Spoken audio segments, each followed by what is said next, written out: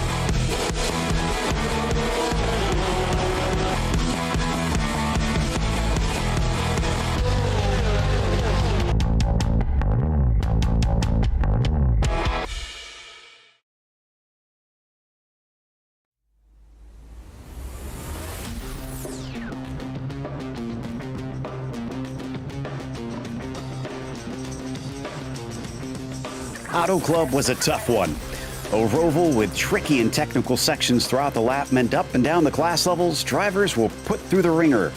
While today takes the roval aspect out of the equation, Barber is often touted as another of the most technical circuits here in the U.S. However, now we add in a healthy dose of elevation change. Will it make for a roller coaster of a race? We'll find out soon as we get ready to watch Event 3 of the 2022 Zone Group Championship, presented by Hagerty Motorsports. Hi, I'm Joe Peak, and with me in the booth tonight is Michael Johnson and Rachel Whiteford. Cameron Aubernon is on social media, along with Ryan Bauer producing, who is using cameras provided by Dougie Beard. As always, the PCA Sim Racing series is brought to you by Hagerty. Since 1984, Hagerty has been the worldwide leader in collector car insurance. Everything they do is geared towards enabling and enhancing the experience of automotive enthusiasts and making sure that the vehicles we all love, and the lifestyles that revolve around them, don't just survive, but thrive well into the future. Hagerty, let's drive together. Now, this track doesn't show up a lot on iRacing, but sees some real-world major series come here. Let's take a closer look at Barber Motorsports Park with our GSRC lap guide.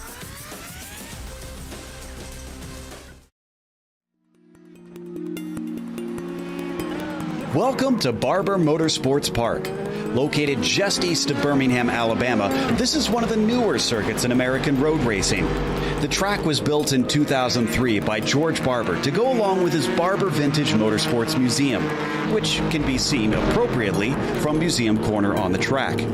While the main circuit is the full course, which includes 16 turns over roughly 2¼ miles, there are also two lesser used layouts called the Short A and Short B courses.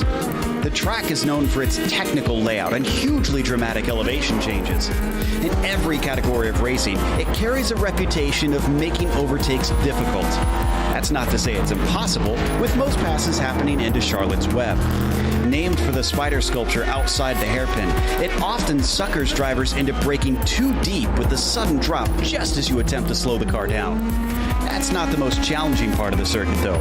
Museum Corner is reminiscent of turns like the corkscrew, with its blind entry, multiple apexes, and cliff-like plunge down a hill.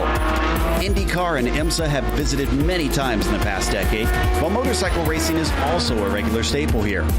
Practice and precision are usually required to be able to find a fast lap, but there's a heavy dose of bravery also needed in a number of spots.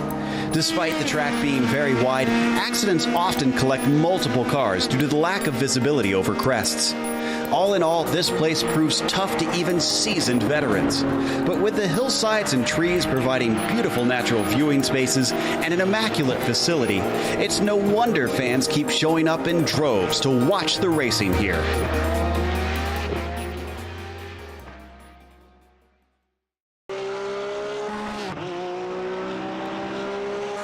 Well, Michael, this place with the Porsche GT3R, it's going to be interesting, but I'm sure a lot of fun to watch.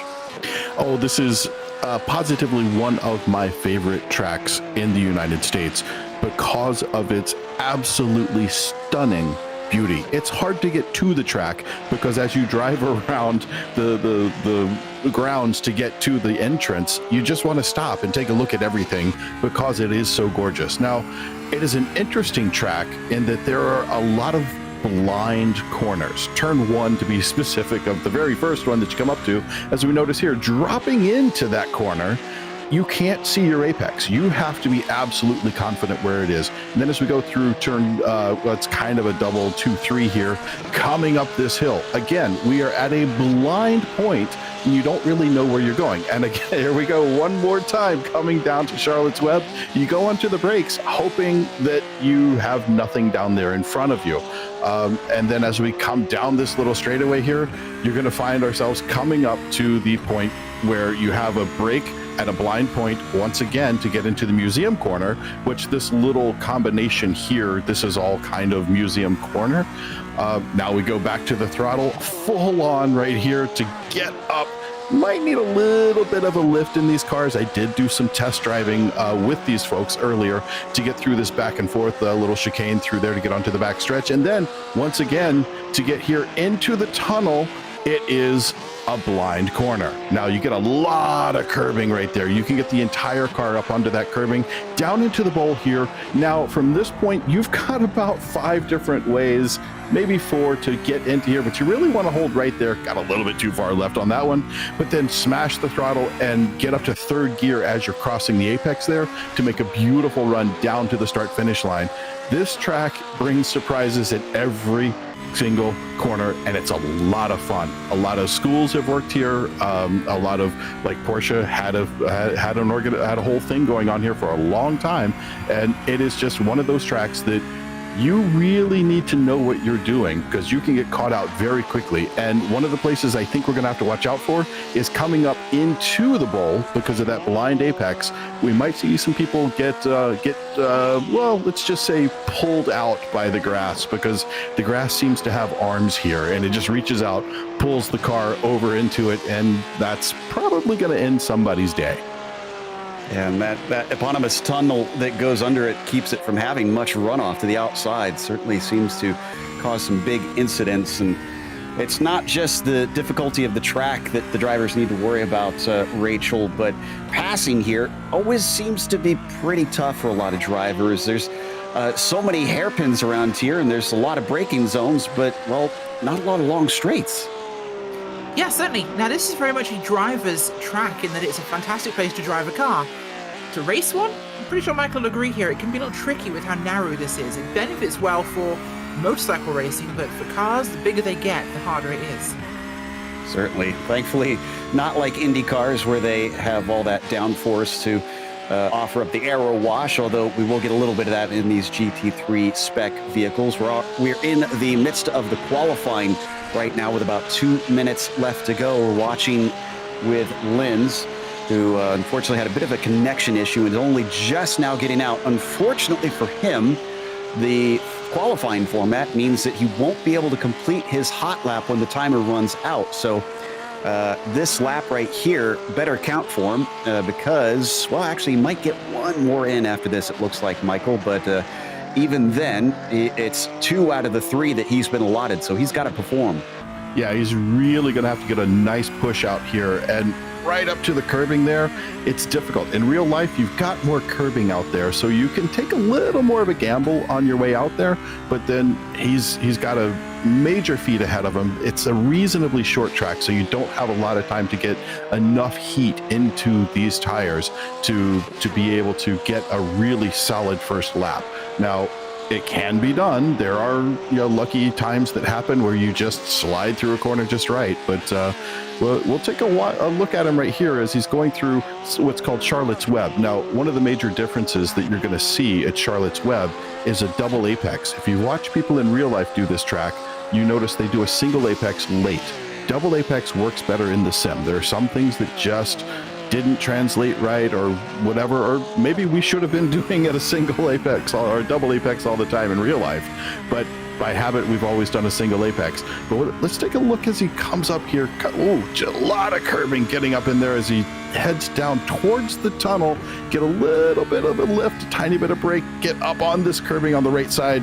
A lot more. There we go. And this blind corner, that one's going to eat people as we get down into the bowl.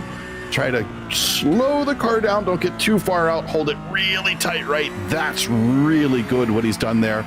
Get on a loud pedal right there and make that dash. He's going to make it 8, 7, 6. Come on, make it to the finish line. I think he's got it. He does, and it's much faster at 23.4. First lap did count, but that one was critical because that put him all the way up into 11th.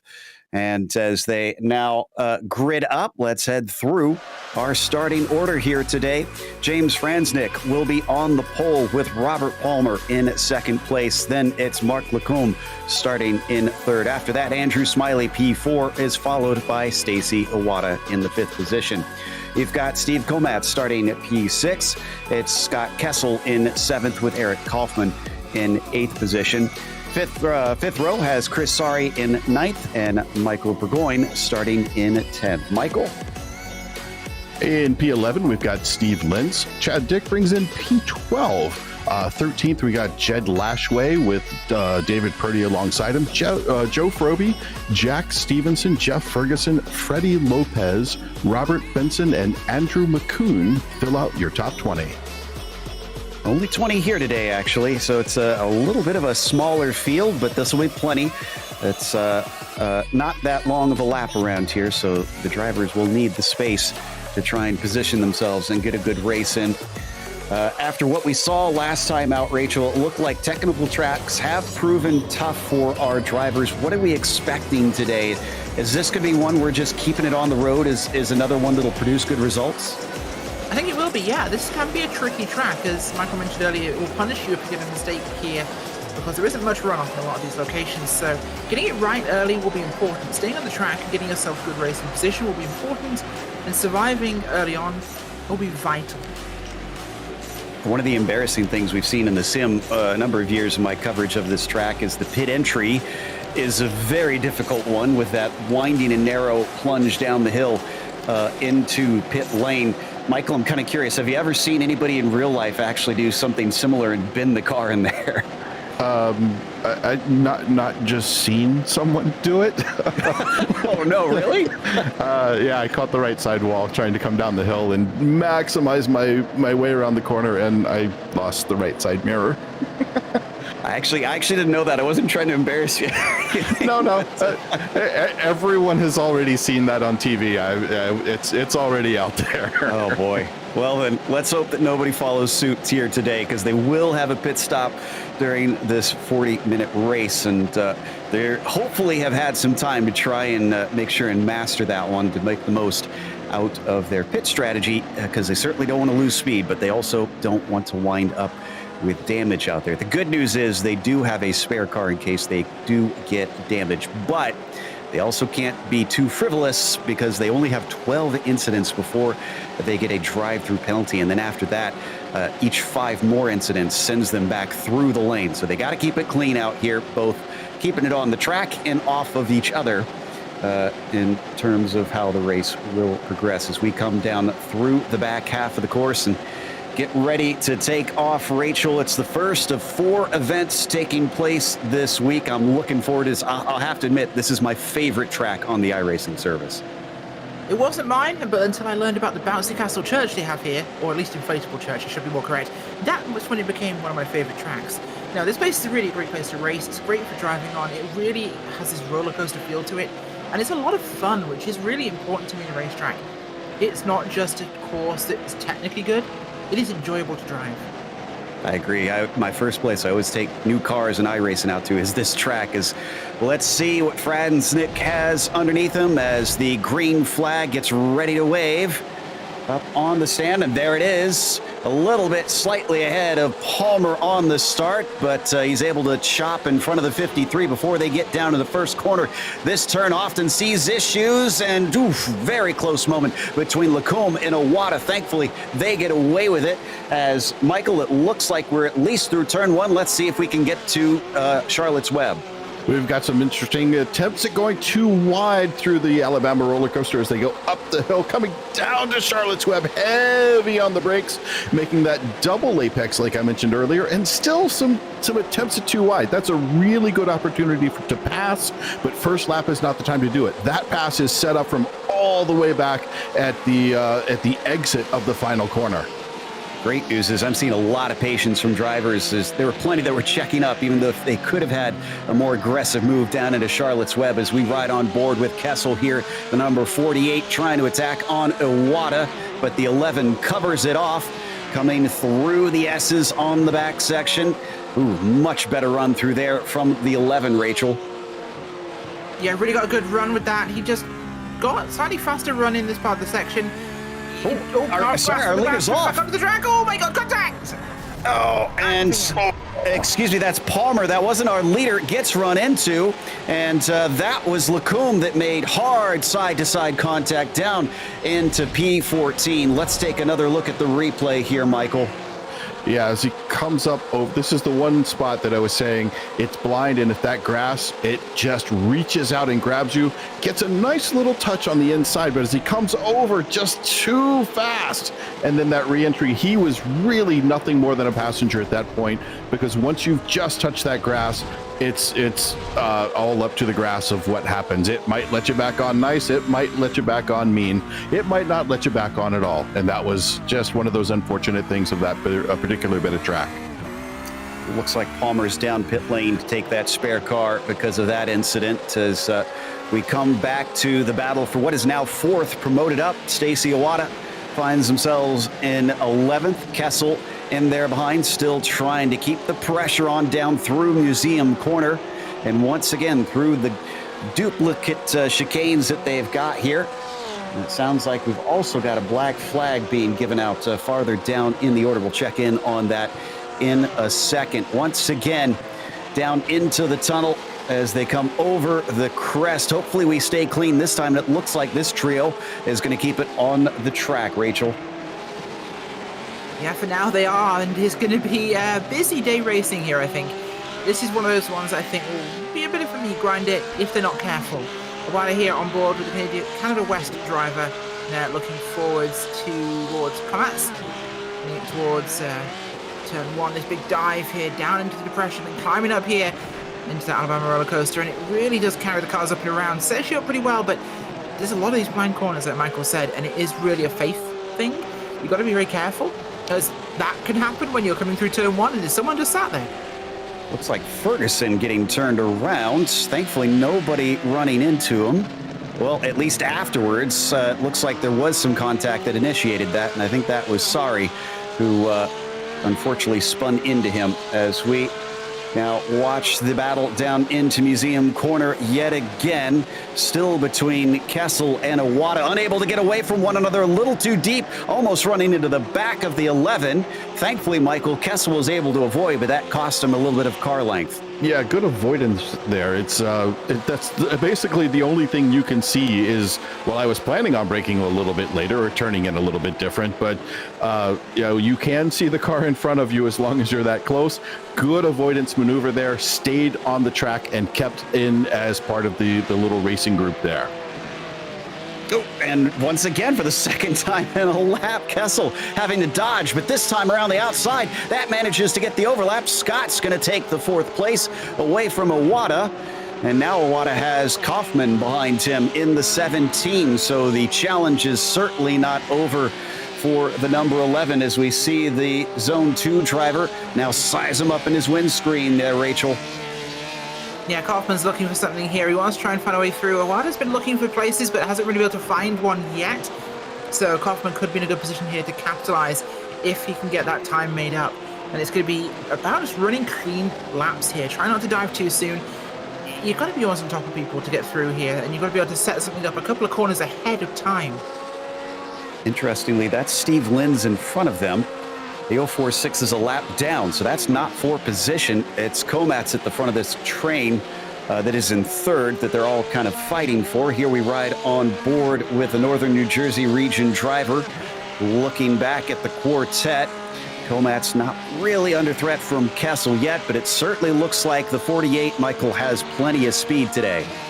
Yeah, the 48's doing well, but unfortunately, it looks like Linz, I believe it was Linz, had a bit of a spin, didn't get too bad out of it, but it's allowed this little pack to catch up. Now, is he going to be able to pull away? That's the real challenge at this point, is trying to get away from here. And I think I just saw somebody dive into the pits, or is that my eyes playing trick on me? That's Komats. Oh, he's got a black and orange flag. He's been given the meatball. For some reason, the 210's coming in. I'm not sure what contact he had. Surely that couldn't have been the curbs, but he's got to come in for repairs. This is extremely disappointing. Yeah, there's also there were a couple of black flags for self-spins. So if somebody spins without any type of contact, the race control is giving them a drive-through penalty for that. So it looks like he's taking his spare car and he's back out. So it's going to be a quick stop, but there's an extra stop that will cost the 210 dearly here today. As we see coming through Charlotte's Web, that was Lacombe overtaking Lashway. That is for sixth position, and Jeff wanted to maybe try and fight back here, Rachel, but nothing doing down at a museum. Yeah, not really an opportunity to make that stick. A little bit far back. Didn't really have the positioning to get it done there, so gonna have to wait for another lap, but perhaps in that sort of position. And we are seeing a lot of self spins. The weather not being too conducive right now. Certainly not. A little bit cool out there. 71 Fahrenheit on the track surface currently. But they should have the tires up to temperature by this point, well into the race, about a lap 5 or 6 that they're already running here. Back to Iwata, who's certainly been getting a lot of time out here. But look at the distance that is being put between the 11 and those in front. Kessel is absolutely running away up to the podium now for the number 48, up from P7. He's racing a bit like you, Michael. Yeah, that's kind of my stock and trade. If people have watched me on other broadcasts here in the iRacing world, they see that my qualifying is, well, I can say it's terrible. I don't know if anybody else wants to say that, but yeah, my qualifying could be better. But I race my way through the pack, and I just find myself more comfortable working through. And nothing against it. I mean, that's fantastic. That's what I do, and I think it's a great way to race. You just get a good, comfortable groove, and you let the track sing to you, and you work with the rhythm that it's given you. And Komats now making inroads on the battle back through the field himself. Benson was the one you saw him overtake as that was down into turn 1. Surprisingly, a place that takes a bit of guts to try and make it past stick, but he certainly did. As we now come back to Kaufman once again, half a second up to Iwata. Is this where the 11, Rachel, can maybe stop the bleeding? It could be an opportunity, but with things changing around a little bit there, I think it could be an opportunity. Iwata, though, I just don't think that car's looking too happy here. It's a little bit all over the place, so we'll see if it's going to be a stabilization point here, but they're not making time where they should be. The Canadian drivers giving up a spot here and there, and thankfully it's been helped out. Whoa, and unfortunately there's going to be more spots lost. Everybody dodging to the side. Woo! Thankfully, 3 separate cars finding their way around the blue number 11, and we did not have an accident. Great job by everybody involved. And great job by Stacy Iwata here, even though there was the spin. So watch as we come up here. This is, like every turn here, a blind corner. You come up, and especially being behind someone else, your timing's off. You've got to watch those number boards. Gets a little bit tail happy, comes around, and very good presence to stay there when was required. And then, as the hole opened up, get on the throttle and get out of the way so that oncoming traffic doesn't get you. Well, that will allow Stacy to rejoin in 9th place. It's unfortunately a little ways down. It was a bit of an awkward rejoin. Looked like the tires spun up and almost had contact with 2 other cars. Thankfully, They all got away with it. So now Lashway, one of those that inherited a spot there, up to 6. And as we're going to see his perspective. Here we go. Woo! Yeah, good pick there. It just had enough space to the right-hand side of the track, Rachel. Yeah, very much did. And this is one of the things I love about the PCA. That's been by Iwata. It's just a sign of how they do things here. This is on board with Bakum here into 1. Everyone's so respectful. Iwata spun, but made sure they got their car out of the racing line there, not impacted with the drivers, which is really important. I'm really happy when I see people do that sort of thing. PCA manners are some of the best out there. Oh, and Iwata just spun again in the same spot. Been a rough day for the 11. This time actually making contact with the wall, unfortunately, as we come over to the battle between the 17 and the 19 car. These two have been mighty close the last lap and a half. Kaufman trying to play defense here on Lacombe as we ride on board with the Pacific Northwest driver coming down through the museum corner once again. And that looked very good under braking there, Michael. Getting a really nice touch on the brakes through there. You have to be careful with those curbs there because you can lock up a wheel and it just slows you down. Right out to the edge, closing it up. We could see into 14, depending on how the lead driver takes it there, but you got a chance at 14 and then take it on down all the way to turn 1 as he tries to take a look up the inside, gets the nose down in there and off into the pits. Makes it easy for him. Yeah, I think Eric is affecting the pit strategy for the race, so I don't think that's unscheduled. David Purdy now in the number 10. This is a fight for 8th position. I think this is actually going to be 7th as they go by Eric with his pit stop taking place. Yep, there they get promoted. We're going the one in front of him. Purdy just following down on the tire tracks through turn 1. Looking to try and square it off. Rachel, he's got a nice wide run. Oh, but I thought he was going to try and square it off. Didn't quite get down to the apex. No, not quite far enough over there. I think he was just a little bit tight in the corner there. Wanted to get a better run, but couldn't quite get it to stick down there. Not sure if it's tires at this stage of the race, but we saw some people pitting. It is early, yes. However, you can go at the start of the window and make this thing work. So you're going to see guys pitting from now almost through until 10 minutes to go. There is a wide window here. So it's a case of pick where you want this to happen. Indeed, and so far we've seen it split part way, but I'm seeing, I think a number of those drivers actually did not take scheduled stops and may have to come in for a second time as they were a little bit before the pit window. Franznik here in the 76, currently about 8.5 seconds ahead of Andrew Smiley. Been a bit of a quiet one up at the front, but I'm sure he is appreciative of that. Most of his rivals, honestly, it seems like, Michael, have more fallen away than him running away. Well, a lot of that is luck, which is a huge part of racing. As we've seen, I had a race not too long ago where a back marker took out P1 and P2. I was P3, and suddenly I was in P1, and I was very happy to be there. But if you're in P1 and little things happen and people fall back because, somebody got wiggly in front of them, you just keep going. Keep your eyes forward. Notice how far back they are, but don't really focus on it. You've got to keep your brain forward, keep your eyes forward, and just run the race that you came here to race. Oh, and we got a side-by-side between Iwata and Frobe. Iwata seems to hate turn 1, the third off, this time without a spin. Now Kaufman coming around the outside. Now remember, Eric is on an alternate strategy here because we haven't seen Stacy into the pits yet. And Eric unable to get by with a bad exit coming over turn 4, breaking down into Charlotte's Web. Gains back a lot of that time. And Stacy manages to retain this 11th place, but Frobe is now way up the road. And this unfortunate blue Porsche is going to have to try and limp it back to pit lane before these pit stops. Oh, and off the course there goes Burgoyne as we watch from on board Purdy. Thankfully did not erupt into a wreck, Rachel, but that got scary for a moment. It got a little bit fun, didn't it? Yeah, these guys were a little bit exciting on the track there, as it's seeming a little bit, just these cars are not quite as tight as we've seen them on other tracks, and they just seem a little bit more lively. Maybe it's trying to find time on this track, maybe it's something about Barber, I'm not sure, but it's definitely become so far a much more nervous race. Yeah, it seems like it's been causing trouble, but we still have all 20 racing, so good news on that one. And speaking of all 20 drivers racing, as we cross the 25-minute mark of tonight's race, it's time to bring you the Hagerty Motorsports Race Break.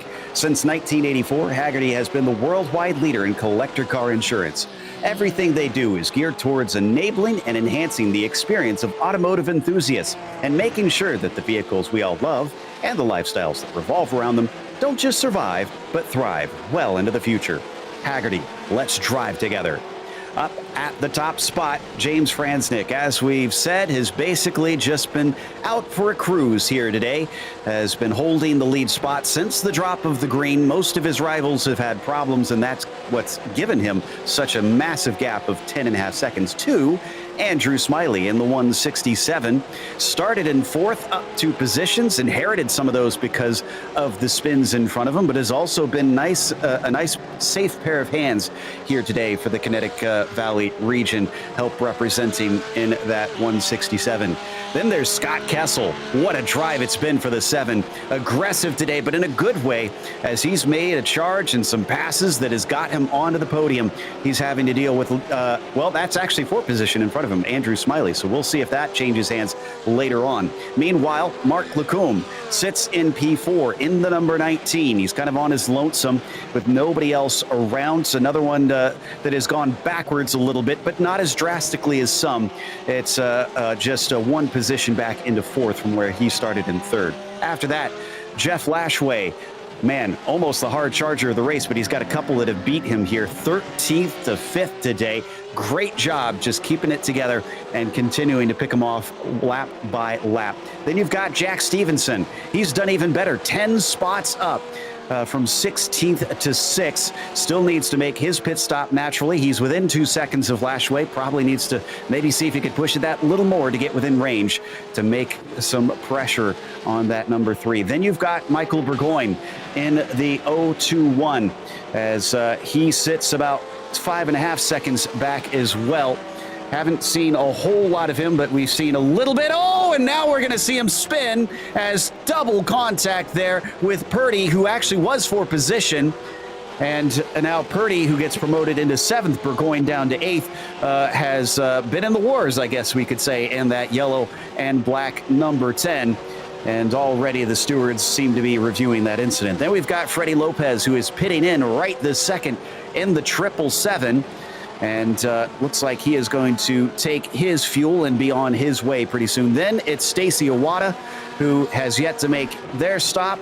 The number 11 has spun at least twice and had a big moment that we saw on screen. Who knows what else has happened? And that takes us to Kaufman here. Rachel?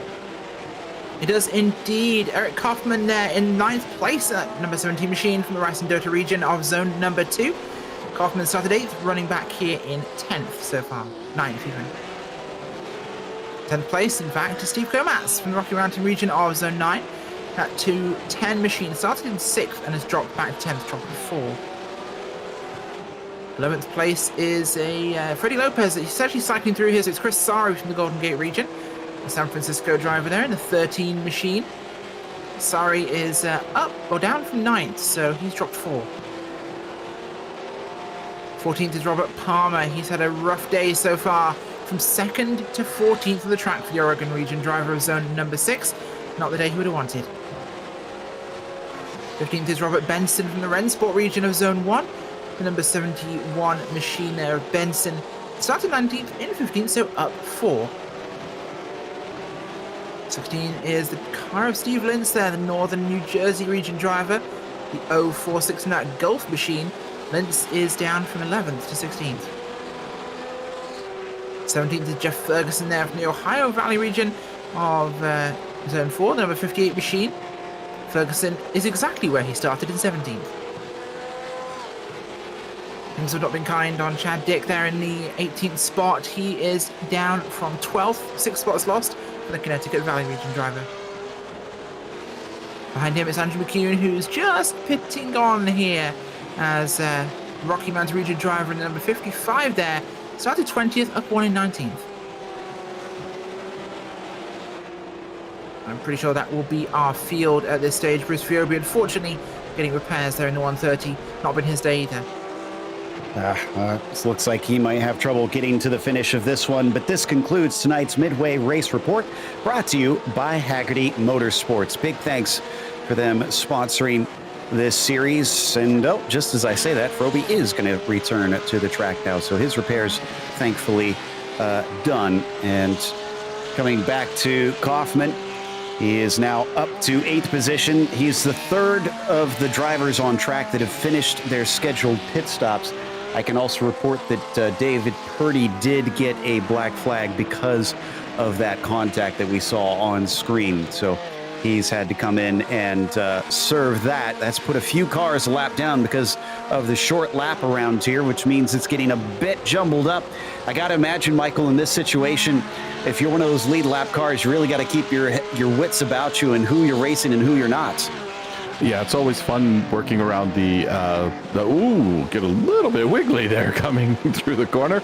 It's always fun when you come up, especially as that lead driver, and someone else has already run through their pit rotation, or they had a penalty, and you're coming up, and there are speed differentials. Everybody's running the same setup here, as far as I recall. I think they're all on the same fixed setup, and sometimes that setup works for you, sometimes it doesn't. I've seen drivers who have sat at the front with one setup at one track, but just weren't able to do it. Now we watch here as our leader just gets past, but he's giving plenty of room getting down into Charlotte's Web, getting around, get on the power to head up the straightaway, doing exactly what he needed to do. Just make sure you've given them some space. You're not sure why they're back there. Maybe their car is broken. You don't know. You just don't have that information.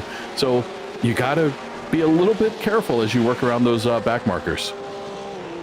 Looks like, is this Kessel pitting in? No, this is Stevenson pitting in, that we just saw on the green machine. So the number 7 gets his pit stop done, which means we're waiting on Franznik, Lacombe, Lashway, and Iwata to all pit in. And then that should be everybody done for today's race. This is Kessel currently racing with Smiley.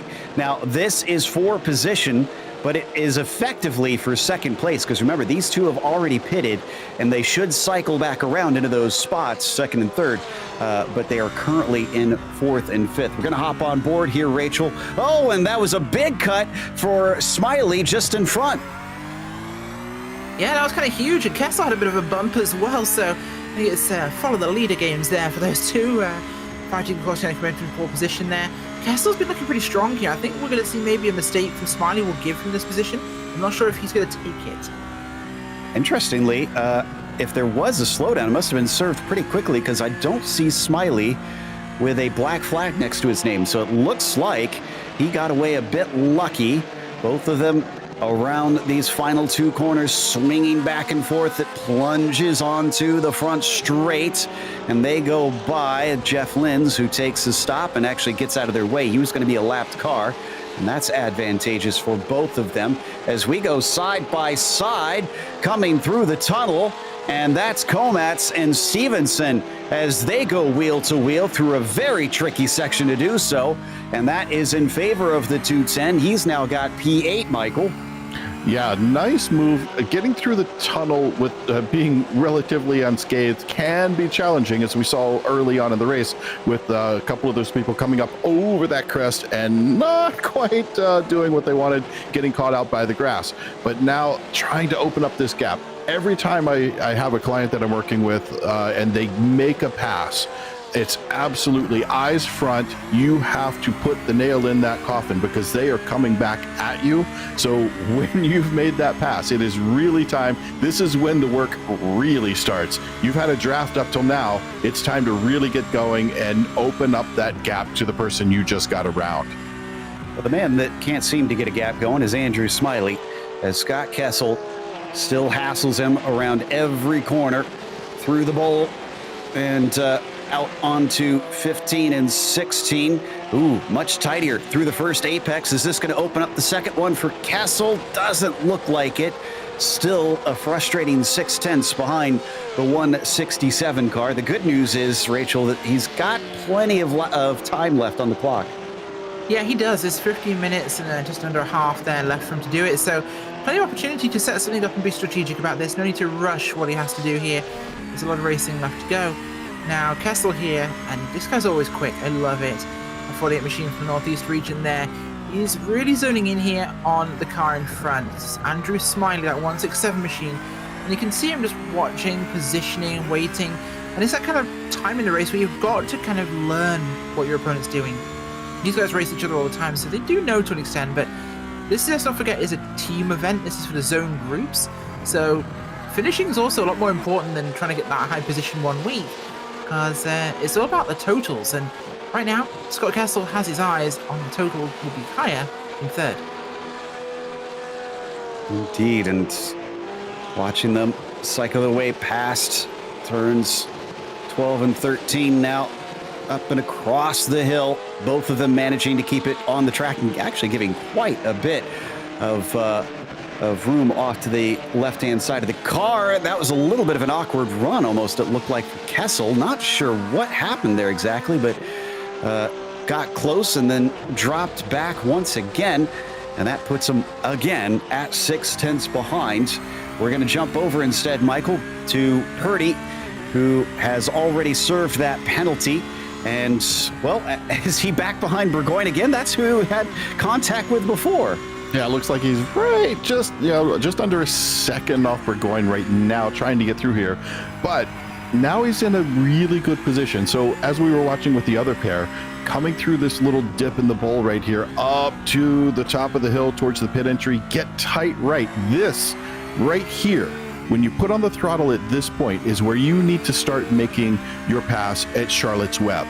Yes, I do mean to say Charlotte's Web. I know we haven't even crossed start finish yet, but that is where you have to set it up. You've got to come out of that corner strong, get right up under the wing as you go through 2-3 and head up the hill, and that'll give you the opportunity. As we watch, Forensic is finally coming in for his pit stop. 76 hits his marks. Whoa, what's happened to Lacombe here? That looks familiar. Oh, and that's into pit lane. Thought for a second we had a spin or something there. Scared me. And Lacombe taking service. So Andrew Smiley should now inherit that spot back. And sounds like we had a spin for Kaufman as well when we weren't looking. So multiple drivers continuing to find this a difficult race. Yeah, really hard. This track's been an absolute beast for some of these guys. Maybe it's the cooler conditions. I'm not sure. It should actually mean they have a pretty good run here, but we do have a very clear skybox, which can always play a major factor in how things go here. The clearer the sky, the slipperier it tends to be, temperature regardless. That's a good point. It has gone up about 2 to 3 degrees Fahrenheit since this race started. Transnick back out in the lead, did not lose that top position. Kessel back into P2, and here's Smiley up into P3. Lacombe finds himself falling back to 4th after finishing his pit stop. Now, no, not everybody has stopped in. Looks like Stacy Iwata still needs to come and pit in the blue 11. So not quite everybody done yet. There is Stacy. He's had an adventurous race, and it's a full 15 seconds up to Mark Lacombe. I'm honest, I'm kind of impressed, Michael, that Stacy is still in the top 5, although it is a little bit flattered by the pit stops. A little bit flattered by the pit stop, sure, but I think we're still going to see Stacy stay in that top 10, maybe even a little better. Because just a really good recovery drive as I'm watching what's on the screen. Comat's coming through pretty fast on the other car. Wow, that was, and a good spin right in front of him and avoids it yet again. Nicely done. Lashway getting extremely lucky because that was Comat's going off. And in front of them, they've got a car off. Freddie Lopez looks like he's returning to the track, but man, a little bit of contact that could have been much worse, and that's going to be at least one of our Porsches with a change of fire suit after the race. Down the front stretch and into turn 1, this is Stevenson and Chad Dick, not for position. Chad is a lap down. Lashway's coming into pit lane, and I think, Rachel, is this an extra stop or is this scheduled? I'm not sure myself. I think I saw them going earlier on, but I can't remember. It's been we've seen a lot of people come in twice here, intentionally and unintentionally, so I think the previous one might have been a penalty stop. So, yeah, we'll have to check on that. And I'm looking at the laps, and, well, there was one lap that did not count. That was not that last one. So bizarre stuff for Lashway. Not sure what exactly happened there. We'll try and dig a little deeper, see if we can solve that mystery down the way. At Kaufman here in the number 17. That's Komatz behind him. And Michael Burgoyne, who at one point was chasing Lashway and coming down into the tunnel turn once again. Oh, way too much curve for Komatz. Komatz is going to have to really catch it. Thankfully, does not send it off to the outside there once again, but now looks very slow. Yeah, as my friend Travis Brown likes to say, the wing wash is real. It definitely was. He had a nice run going up into there. It was right where he needed to be, but I think the wing wash off the car in front of him just a little bit too much. Not quite ready for it. Took him a little bit off his pace and just messed him up a tiny bit. I am seeing a black flag for Steve, though. The 210, I'm not sure if that's in sim or if that's from the stewards, a human-delivered black flag, as the 167 is side by side, and that was a long time coming. Lacombe, oh no, is he going to give it away? He's off course, coming over the tunnel, somehow manages to keep it from wrecking, but gives the spot that he gained right back, Rachel. Yeah, my God, that was brave. Really went for a big one here, but I think just oversold it a tiny little bit. We're going to replay here for you as they're side by side here. Big, brave move. It's a very tight line here he's going for, and just gets it a bit. It's the tight entry there that cost him somewhat. It got him wide of the grass. He holds on, though. Doesn't turn. That's the big thing, though. When you get on the grass like that, you see people try and turn. Don't. Ride it and let it return to the track itself, and you will not spin. Yep, it was on a trajectory. Don't panic. And he kept his towel near him as we see the 19 and then jump on over to our leader, Franznik. 8 minutes left to go now. And I'm sure the end could come sooner for the 76, who probably wants to just get that checkered flag and try and celebrate. It's up to 18 seconds now to Scott Kessel. This has been an absolute stomping today, Michael. Yeah, Franznik, he's just had it going his way today. There is no curse being placed here. This is not the commentator's curse. But if you're sitting there with an 18.5-second lead, you can kind of take it easy. You don't have to push it quite so hard. So you're only running at 98% of what you would do instead of 100. Because if you're doing 100, and then you hit 101, you may as well be doing 90 because the car just slows down, you start making mistakes. So he's sitting right in a good spot. As we take a look back now at Komatz, Komatz is doing what he can to get up onto Lashway, I believe, right in front of him, and actually closing up very nicely here. So as they fly down through Museum Corner once again, ooh, good exit there from that green number 3. Keeping the number 210 from being able to get close enough to try and challenge. And interestingly, you may have seen a little flash of white and red behind them. That is our leader, Franznik, gaining as we come back to Lacombe. We made the pass once. Can he make it a second time? And once again, Rachel, he's getting close in the area where he made the pass before. Yeah, he is. I just don't think he's not going to be there this time by. He's a little bit too far back here. So maybe give it another lap or so. They have plenty of time, so plenty of time to set up for another attack in this one. But, Michael, one of the things I used to do when I was in a good position in a race was I'd run to the delta of the car behind me. Rather than trying to run as fast as I can, trying to get a personal best lap, it was maintaining that delta to the car behind. It was trying to just run their race because that way I had something spare. Yeah, I would agree totally on that one. If you know you've got it, and you know you've got it in hand, I always call it managing the gap. And I think you hear a lot of the F1 drivers talk about managing the gap. And IMSA, we talk about manage. I've got my engineer in my ear all the time. Manage the gap to the car behind you. And I'm like, okay, keep feeding me how close he is so I know. And you get to drive their race, which is hopefully just a little bit slower than you, and you don't have to really go too fast. So it's a great way to preserve the car. As we, ooh, nice try. Oh, he's actually trying the real lifeline with that second apex. It actually worked pretty well for him there. It looks like we've got him closing up just a bit. Very well done. Yeah, it's only 0.3 of a second now. So maybe that's the spot where he needs to try and make the pass this time instead of through the more difficult tunnel turn.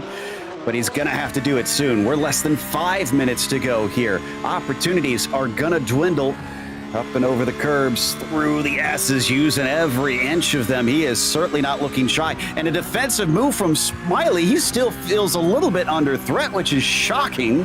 Thankfully, they're both going to be able to keep it together. And Rachel, if he keeps doing that, that's going to cost him time, and Smiley might find himself off the podium.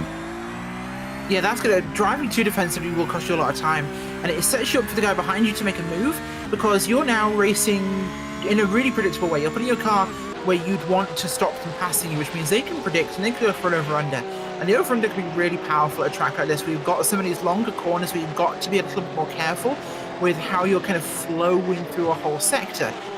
So if you change your approach, we saw what happened in the tunnel turn back there. That defensive line is actually just much more unstable.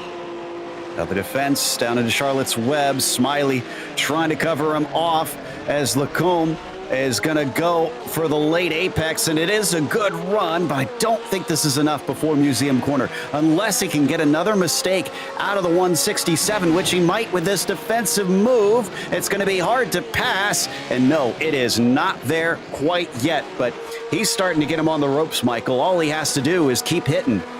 Yeah, we saw earlier with that off, what happened then was there was that going up side by side, and he got pressed to the wrong side because of the overlap, and that's what set up that bad entry. But as we watch here, trying to get up through the tunnel again, nice use of the curbing up over that ridge down into the bowl. This is going to be tough, but right here, he's been getting backed up. So what we've been seeing is Smiley doing a really good job of just slowing down a little bit extra, maybe a half a mile per hour or a mile per hour or so, just a tiny bit that takes the trailing driver off of their timing. And that way you can recover something that you may have lost. Because right now, it seems like Lacombe is much faster. Oh, that's Iwata. Iwata coming out of the pits, and it's going to take both of them. Both Smiley and the likes of Lacombe. Oh, no, and Komatz is going to be able to catch up. Looks like Smiley does get it going. And this, I fear that Iwata just was not heads up in a situation he really should have been. Yeah, Stacy should have been paying attention coming out. There's always a warning when you're coming out here. And blending back in too quickly, you really have to be aware of this. And look at that, takes out the P2 or P3, I forgot which position he was in. P3, I believe it was, and P4 driver. That's going to promote a lot of people, but it's going to make two very unhappy drivers. And Lacombe had to disconnect. That is absolutely gutting. A possible podium and a definite top five were basically stolen from Lacombe there. But for Smiley, this means he's in a much better position. And that Komatz was not, I forgot that Komatz had been sent backwards a bit in this race, so he is no longer vying for that P3, which splits up our podium spots all the way across the board. It's 19 seconds, almost 20 now, between Franznik and Kettle, who are riding on board with the 76 right now, or Kessel, not Kettle. And then it's another 9.3 seconds from Kessel to Smiley. So with only a minute and some change left on the clock, Franznik's going to take the white flag next time by, Rachel, and it's all done bar the shouting. Yeah, it's been a phenomenal run by James Franznik here. He's really got this thing going, and what a drive. Just been consistent, been fast, been clean, and has managed traffic really well. I mean, look at this, lapped up to 8th position. And to be fair, I think this time by on next lap, it will be up to 7th. It's been a really powerful drive, and he's managed traffic incredibly well, which has been the trick here, because even getting past lap traffic can be a challenge on a track this narrow. Here he comes. Well, as we saw demonstrated a moment ago, and unsurprisingly, Iwata was given a black flag for the incident as the white flag now comes out, and Franznik now has one more to go. As we heard Rachel talk about, up to 6th place on the lead lap. Everybody else has found themselves put one down by the Suncoast, Florida region driver. And I'm sure this has got to be a very good feeling knowing you got this kind of buffer here, Michael, and it's one lap to go, and all you got to do is just hit your marks from here. Yeah, this is the point for me. With a 20-second gap, I don't care if it drops to 15. I am taking my time. If I come up on some lap traffic that's having a battle, I'll even radio to them in iRacing, which is a really great feature of iRacing. Hey guys, you guys have your battle. I'm going to leave you alone. I'm not in a race right now. Let me know if you want me to pass you to make this end. But yeah, go ahead and enjoy yourselves. Well, nothing like that for James today, because he's got no lap traffic in front of him to speak of. It is just a victory lap from here to the checkers as it comes around the last 2 corners and towards the line. James Franznick, who shows himself to be a force this season, will take the victory here at Barber Motorsports Park in event number 4 here today. Yeah, nicely done. Very good drive, beginning to end. Just stayed out front and did everything right. As we go on board with, I believe this is Kaufman right here, trying to make up some ground. As Yeah, we... he is, yeah. No, he's coming in here trying to find the opportunity. I just think it's a bit too deep. Ooh. Oh, yeah, a little bit of a look there into Museum Corner. The 17 definitely wants it, but it's going to be tough to try and make the pass from here on out. There's not really good many spots to try and overtake unless you elicit a mistake from the car ahead. And that green number 7 is looking smooth so far. In front of them is Freddie Lopez. That is a lapped vehicle, so that's not for position. And let's see. Oh, but this is a good setup right here. This is a really good setup. Trying to get the nose in. Not quite close enough, though. Nope, not going to do it. So Stevenson will finish ahead of Kaufman for 4th position in the end, as Burgoyne is going to be the last one on the lead lap to cross the line in 6th position, which takes us to our results here. James Franznick wound up your winner with Scott Kessel finishing in 2nd position. Andrew Smiley was P3. After that, Jack Stevenson, fighting to the end, wound up 4th from 16th on the grid. Fantastic stuff. Eric Kaufman was P5. Then you've got Michael Burgoyne in 6th. The last one on the lead lap, Jeff Lashway in P7. David Purdy finished P8 today, with Chris Sari in 9th and Steve Komatz rounding out your top 10, Michael. In 11th place, we had Robert Benson, followed by Chad Dick. 2 laps down with Robert Palmer, Jeff Ferguson, Freddie Lopez, Stacy Owada after a really interesting drive up and down the field. Steve Lentz also 2 laps down. 3 laps, Mark Lacombe, who ejected early, followed by Andrew McClune and Bruce Froby in P20. What a wild race it was today. And I asked at the top of the show, Rachel, if you thought it was going to be more of a case of just keep it on the black stuff and you're going to get a good result. And you called that one. Yeah, I think that was going to be the case. It's a tricky track for a lot of these guys, and I think this is one of those tracks that I think benefits from that physics of real life. It's the button seat feeling that you get that a track like this really benefits from. In the sim, there's a little bit of disconnect, and they all did a phenomenal job today, but this track can catch you out. It is very distinct, shall we say, compared to a lot of other tracks which have very familiar corner setups. Barber can be a little bit opposite, and I think they did a fantastic job, but it will bite you. Well, the man that did the most fantastic job was James Franznick, our winner in the 76, back-to-back to kick things off on this short little season. I got to think, James, that you're feeling pretty good at this stage. Oh, I love Barber, man. I was just there in December for the Porsche track experience. That's actually where my whole racing love started, man. It was December 2020. I just did the level 1 class at Barber, man. I just fell in love. Well, you and me both seem to share a great joy about this track then, because it's certainly one of my favorites. At the start of the race, you already found yourself with a pretty decent gap as those behind you seemed to struggle staying as steady as you did.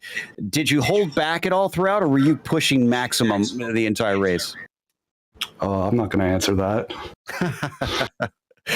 Fair enough. Fair enough. But we've had the 2 events so far, 2 races so far, these first 2 weeks. So can you make it a complete sweep? Can you make 3? Yeah, well, I hope so. I'm trying to do chin track days at VIR in June, so I need all the practice I can get, so I don't die. All right. Well, again, congratulations on the victory. Is there anybody you want to thank for the win today? Yeah, all the instructors at Porsche Track Experience, man. If anybody gets a chance to go out there, man, it's phenomenal, man. The instructors are amazing, and I've been talking to Rafael Lamorum over the last week, man. He's had a lot of great tips for me, and definitely helped my pace today. That was James Franznick, your winner here for the challenge class, and then of course we've got Michael caught up with Scott Kessel, who finished 2nd, up from 7th today.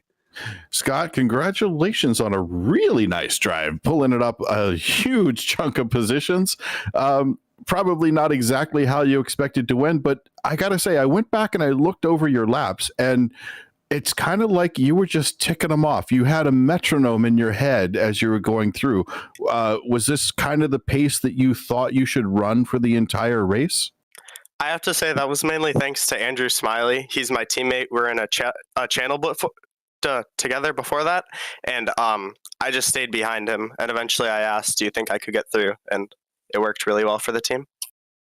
I always love it when teammates work together. I know I've done that. I've been on the radio with teammates, actually slowed down to help give a little draft and even a little push to a teammate before. So working together as a team, is this something that you think benefited you overall? Were you giving and getting tips from each other a lot? I think definitely it helped our team a lot. Zone 1 really it's more of a family than a team. We just work really well together. Good. Yeah. Working together is important. You're out there sometimes in regular racing. You might be out there in a real PCA race with real cars instead of in the simulator. Have you done any real life racing, or has it all been on the simulator? It's all been on the simulator for me. Hopefully next month I'll be able to do autocross. I'm only 16. So, yeah. Yeah, well, I had my first racing license when I was 15, so I think there is a path for you to get one, and I was doing autocross when I was 16, so yeah, there's a path for you, and hey, if I can make it to the pro rank starting young, I think you could too, because the drive you did today, honestly, that was excellent. Who do you have to thank for today's drive? Of course, I want to thank the sponsors of the series for letting it happen. My family, my friends, my swim coaches, and then a special thanks to Chris Braun and James Huff and Nikki Chan from Zone 1. They all really helped me get good at driving a lot. And also thank you to Andrew Smiley for pushing me through that and keeping me calm. Well, that's always good to put a shout out to your teammate like that.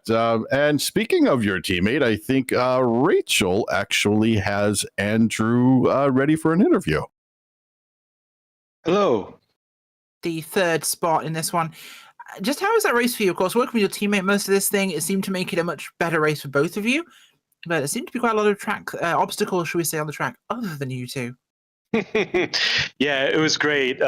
Congrats to James. He's just super fast. And my teammate Scott, we were on our comms talking to each other, and we raced smart. We stayed in control, and we both finished on the podium. And it was both of our first times getting a podium finish in a Challenge National series. So we're pretty psyched for that. Awesome. Fantastic result for you guys. And hopefully great results as well next time as well. So keep bringing it for the team and for the zones. Anybody Thank you. to a thank? Yeah, Rachel, I want to thank you guys. You do such a great job. It's such a pleasure to have you broadcasting. I want to thank Hagerty as our sponsor, and I definitely want to give a shout out to my Zone 1 teammates and my Zone 1 mentors, Mark Harris, Chris Braun, and James Huth. The three of them are just so generous with their time and help. And I want to give a special shout out to my new Zone 1 partner and actual real life race buddy, Jake Urbino. Look forward to seeing him in sport class out there this season. Well, thank you for that. It's Andrew Smiley coming home today with the third place. Speaking of the sport class, the racing is not over today. We have the sport class racing up next right here at Barber once again. We'll have a short break, but stick around because there is more action to come here in the Zone Group Challenge.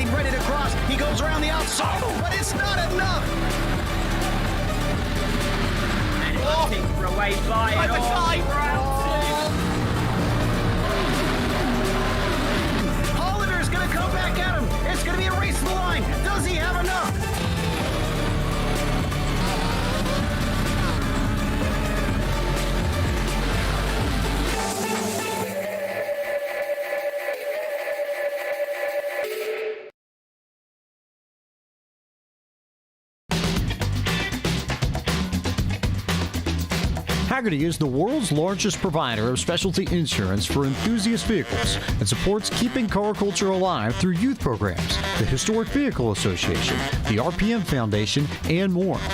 Hagerty is home to key programs such as the Hagerty Drivers Club, Hagerty Drive Share, Hagerty Valuation Tools, the Hagerty Drivers Club magazine, and much, much more. For more information, visit their website at hagerty.com.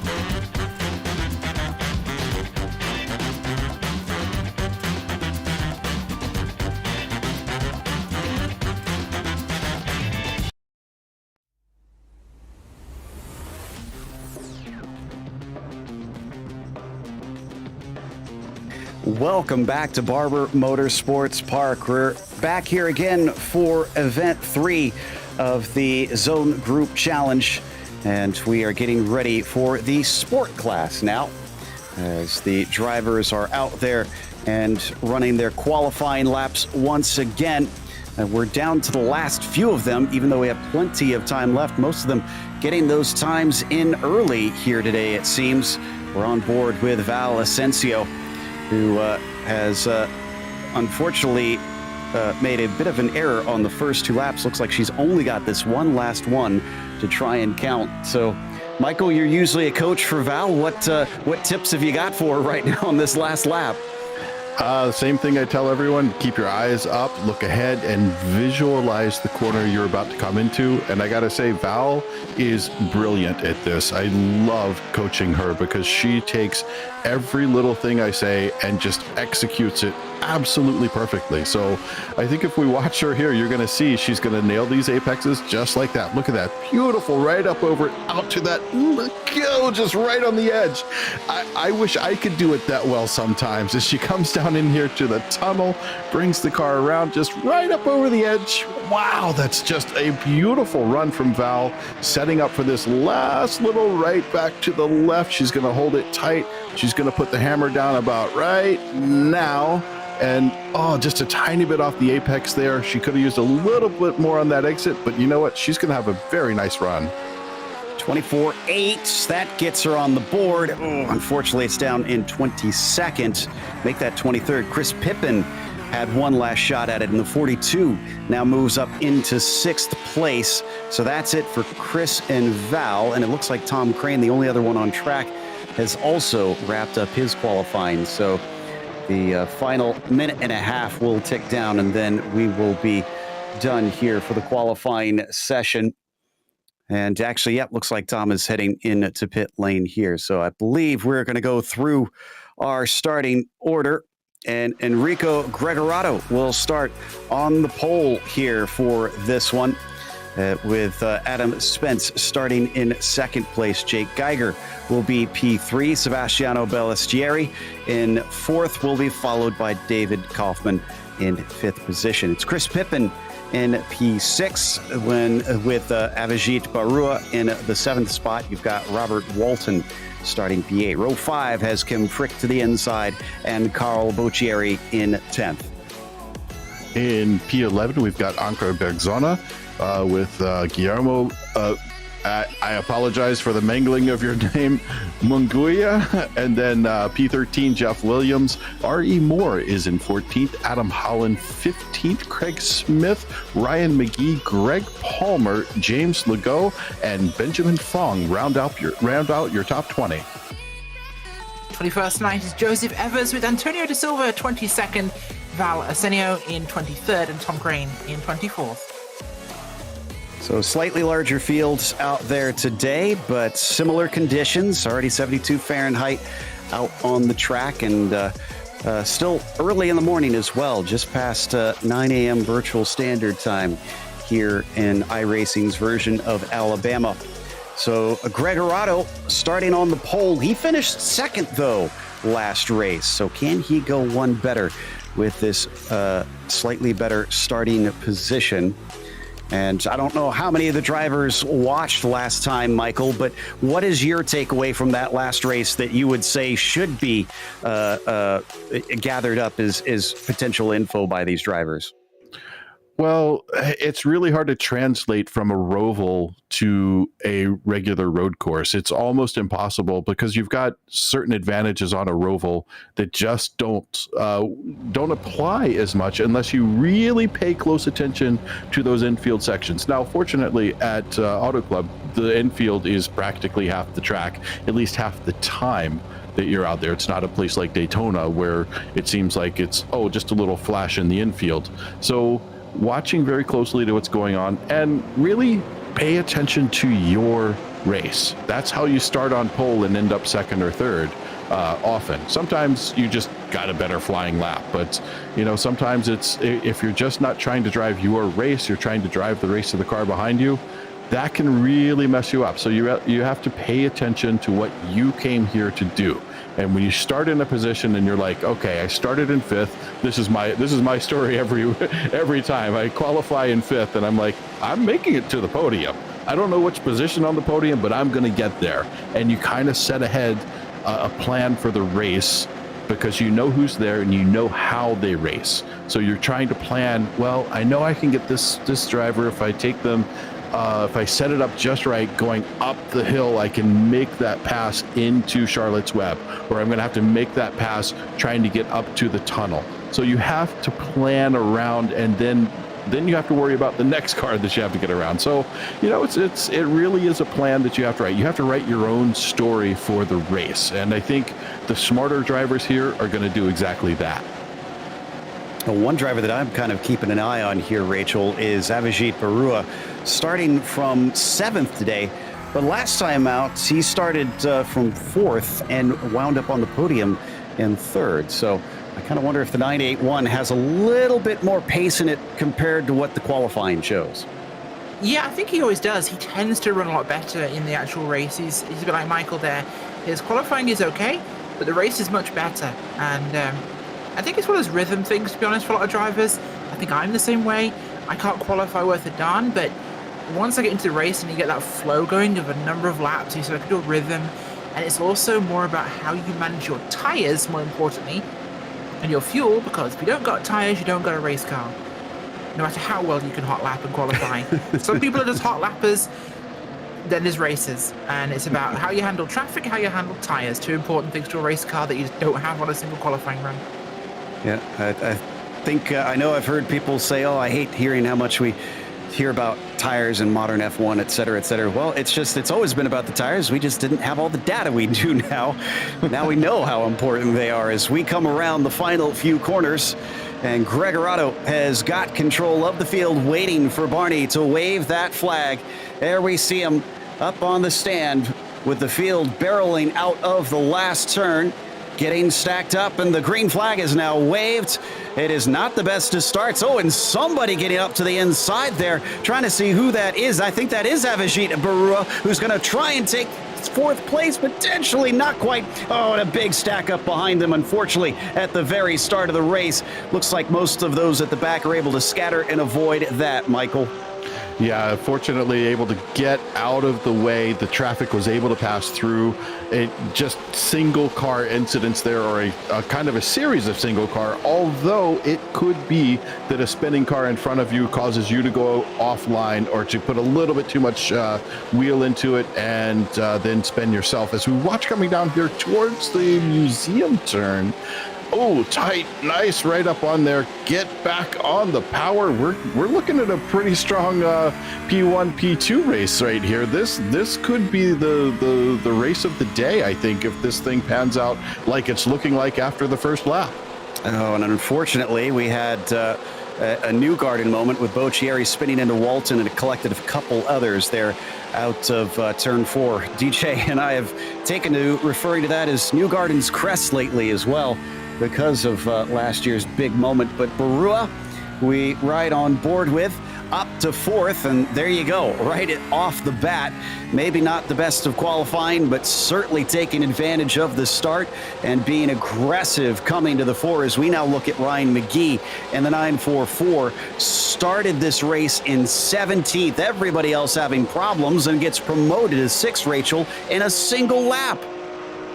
That's how you do it. It's about finding the hole in the track and going for it. And you're going to get lucky sometimes. Sometimes you will not be lucky. Sometimes you are. And it's one of those places where you just got to try and do something. And you can get really good places here. McGee has been one of those guys that just managed to shoot the gap.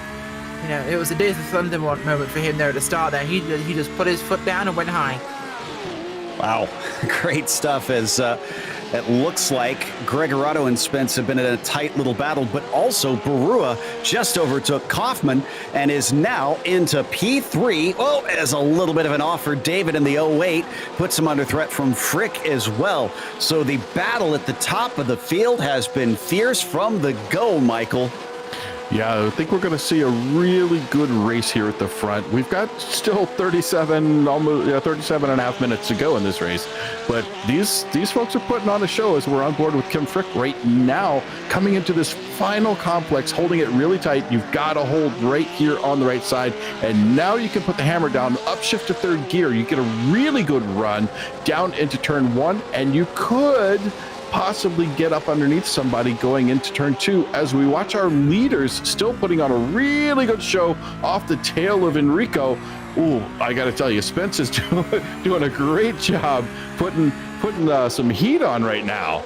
That was Boccieri getting out of the way after emerging from the pits. Had to take a tow from that opening incident. But yeah, you're right.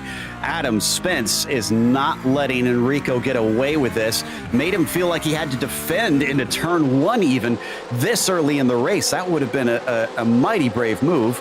But nothing doing for the time being as they once again hit Museum Corner. This is already, Rachel, shaping up to a very different complexion of what we experienced in the challenge class.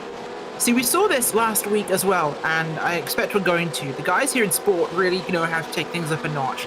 This is a little bit more experience, a little bit more speed, and we're seeing that racing coming to fruition here and what we're seeing on track. I love seeing what these guys are doing right now.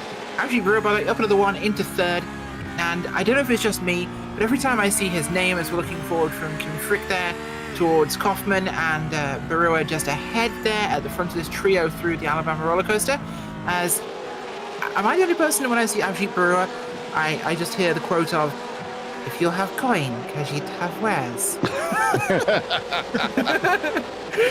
I can't help myself.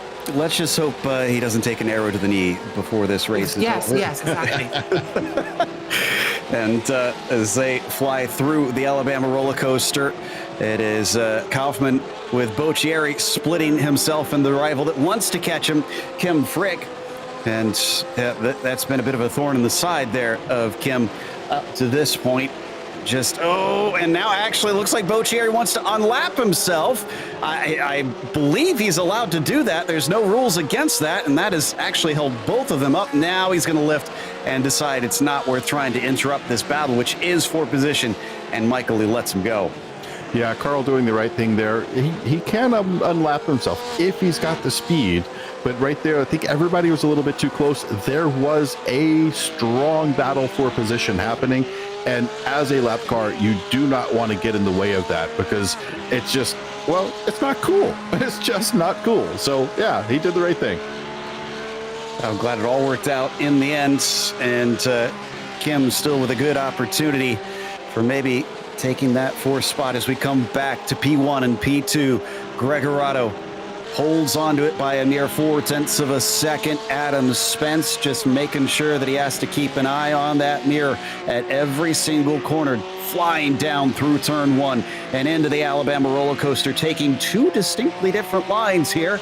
Little bit of a cut back here for Adam Spence, but Rachel, I don't think that's close enough. No, nowhere near close enough just yet. It's close enough to start planning for a pass. It's not close enough for the pass itself. I think we had a pass between Mungia and Pippin. In fact, that's still going on. My goodness, it is quite a race happening back here for 12th place, 11th, 12th, 13th, and 14th. And they're coming down into Charlotte's Web. If we could turn the cameras over here, because there's multiple side-by-side bits of action up and out of the corner. There it is, and coming up at the front of them, that is Val Asensio, up to 11th from her 23rd starting position. And I just got to giggle a little on the inside and give credit where credit is due. She really is a good driver. She does know what she's doing. I absolutely love coaching her, like I said before. And she's even opening up a little bit of a gap there on this group. This is a beautiful drive from Val. And a 3-wide moment through the Alabama roller coaster with these drivers. This is great stuff. And coming up and over the tunnel turn as we take a look at that replay. Here it is right here. Look at this, fanning out. And everybody comes out with a whole car and a story to tell here, Rachel. Yeah, they certainly are. And I'm loving seeing this. Val has come forward such a huge amount of this one. 12 spots forward already. And she's just pushing through this pack. You go, girl. Absolutely. So how high can she go in the end? As we come back to our leaders once again, 0.3 of a second between them, 0.4 once again. Seems to be almost a little bit stuck for Adam. Can't quite tell, Michael, if he's holding here, if he's waiting for the right time, or if he is at the maximum. So looking at the times, Spence is doing a really nice job putting on a really hot lap here and there, and actually pretty much overall. But I think some of that may be because Gregorato is having to defend into some of these corners. So he doesn't get the preferred line and things close up, and then, okay, you open up a little bit, but then Spence comes back again trying to make another pass. However, these two are so close in lap times. We're talking 1/10 or less than 1/10 that right now is not the time to make this. I think these two need to start working together. I hope they've got some communication going on saying, hey, look, let's work our way up to the pit stop. And after the pits, then we can do some real passing. But look at this, slightly different line, a little bit wider, going into 2, coming through 3, puts the hammer down, gets all the way to the outside, coming up over Newgarden. Yes, I'm going to call that Newgarden from now on. But on the brakes heavy down into Charlotte's Web. Let's see if we see 2 different lines here as well. Nope, they're both doing that standard iRacing version, double apex, and that's letting a jig close up a little bit. All right, it is down to 1.8 seconds now between Barua and Spence. This could get tense. This could become a 3-way fight for the lead And after the 20-second stopping that we saw before, I'm glad to see we got a little bit of action here. Bajura, who actually only has 2.4 down to Kaufman as well. Certainly can't rest on his laurels for the remainder of this race. We come back to Craig Smith in the number 74. Another good battle happening. This is Ryan McGee in front of him. Now, Ryan, as we mentioned earlier, is a little bit out of position, but in the good way, up from 17th on the grid. Now, here's the downside, Rachel. Now he's got to be a very good defender for the remainder of the race. Yeah, he does. A lot of those guys manage to get their cars fixed on pit road, and they're back out, and they'd like it back. Now, defending can be easier. You can be a bit of a rolling roadblock if you choose to be, but I choose to think he's going to just drive real fast and keep away from them, which he's doing a pretty good job of so far. Well, and Pippin's still having fun, and amongst this group that we saw earlier with the great battles happening down along the front stretch, doesn't look like Val is totally taken off from them, but she is gaining on Jake Geiger, and going to add one more to the fun group that is just kind of bubbling up here. Up and over New Gardens Crest once again. We've also got, I think that's for position. That's Evers and Palmer in front of them. They're just, they're collecting friends left and right. They sure are, as we watch them head down through Charlotte's Web, getting the power down. There are a couple of different ways you can take that exit there, and we just saw two of them. And there's probably one more that's kind of in between the two. We go on board with Chris Pippin trying to come down into Museum, taking a healthy amount of curbing. That's about the maximum you can take. But now you got to get the power down with a little bit of a lift as you come up through the chicane, because the exit here is not the same as in real life. This is actually all paved in real life, so you can take that little bit extra. Diving down into the tunnel, come up over the crest. This is where it gets a little bit crazy, right out to the edge. Nicely done as we take a look at Val Asensio doing a nice job defending her position there. Yeah, that was Mungia who was given a go at things, but couldn't quite get down and get the track position needed, as Geiger now has a run in front of them, and we got a pass for position as Evers does not fight that at all, and Geiger is now into 10th, Rachel. Yeah, he is. Geiger got a really good one from that, and he's holding off the gap now. As this, like you mentioned, the fun group here with Asensio, Mungia, Pippin, Moore, etc., getting involved in this grouping, and they are having a blast here. This midfield pack is really where the action is. Ooh, look down to the inside once again, and Val's going to give space, but is not overtaken, as Mungia is now twice in one lap been starting to poke and prod to see if Guillermo can try and get that 12th place away. Down into Museum Corner. That car is looking very good on the brakes, you think? Oh boy, yeah, a little bit of tire smoke coming out of there because they're coming off that curbing, and the wheel just stops and then has to pick up. It's like when you watch the... Sorry, we've had an off, and that is Kaufman. Kaufman is off the course, and Barua is up into second. What has happened here? Spence is into pit lane. Yeah, looks like Spence going down pit lane. I don't think this is for a black flag. This may be, I need to get out from behind.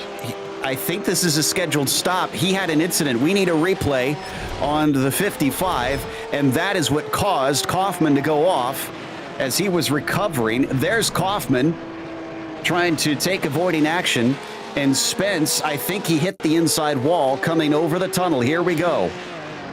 Yes, watch evasive maneuver outside onto the grass. Not much else he could do there.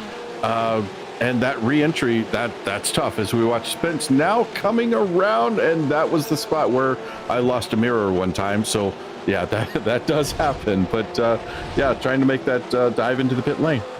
Spence took what looked like a scheduled stop, 11 seconds stationary, and back out and rolling. We'll see if he can recover from that, as we're back to Craig Smith in sixth spot. Pretty much everybody except for our leader now promoted up one, but that could cycle back around. This is a battle with Ryan McGee. So this is the one we were looking at a little bit earlier, coming through the tunnel turn once again and jumping back. We take a glance at Greg Palmer and Jake Geiger. So looks like Geiger has another one that he wants to try and overtake. Remember, Jake started this race in third, Rachel, so this is a recovery drive for him. Yeah, it really is, and he's going to do a great job of that. He's really been pushing here. Geiger's got a lot of speed, no doubt about it. He's definitely coming up here.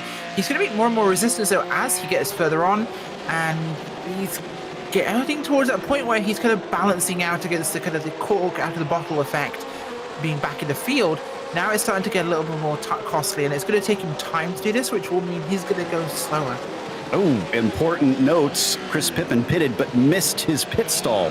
He had to back up into it. That's going to be costly with such a close fight that he was involved with before that stop. I suspect unless he gets some very fast laps, he might lose a spot or two over the course of the pit sequence. Jake Geiger looking forward ahead to Greg Palmer just in front of him. Not able to overtake down through Museum Corner this time by.